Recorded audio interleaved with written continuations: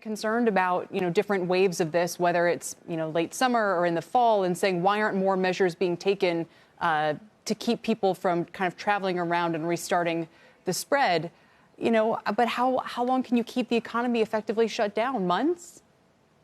Well, I think we have the resources to counter any shutdown effects from the economy. I think we need to understand that shutting down, social distancing versus saving the economy is a false choice.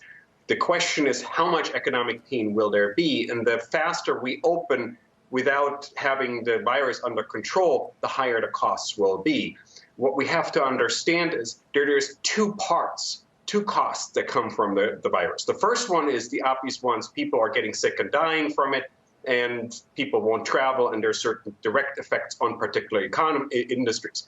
The second one that's often overlooked is if we open up right now and let everybody roam around and the virus would spread wildly and kill millions of people, there would be increased uncertainty. There is already a lot of uncertainty, but we would layer that uncertainty with a panic movement.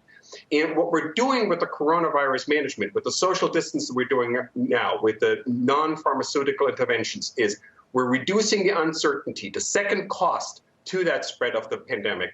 And we're allowing the government to intervene to minimize the costs. How long that will last is unclear, but we have to understand that government does have the resources to steer against that, and the government has the measures through social distancing, through guidelines, to minimize the health costs as well.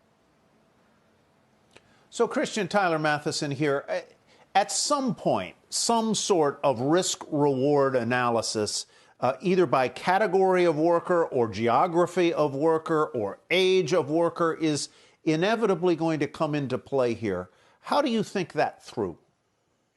Well, I think the stage that we're at is right now, what are the necessary services to minimize the uncertainty, minimize the health outcome so that we can get back to an operating economy. I don't like the term normal because I think there's going to be a completely different world where we're going to come out of this.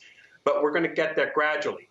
What we know is we need measures, testing, protective equipment, and so on, to make that happen. So as people go back to work, they need to feel safe in their own lives, in their family lives. Again, it's not just about saving lives. It's not just about protecting people's health. It's also reassuring everybody that things, if they go back to work, will be all right. So that's why testing in all its forms, why protective equipment in all its forms will be necessary as an accompanying measure to make sure we can get back to the economy.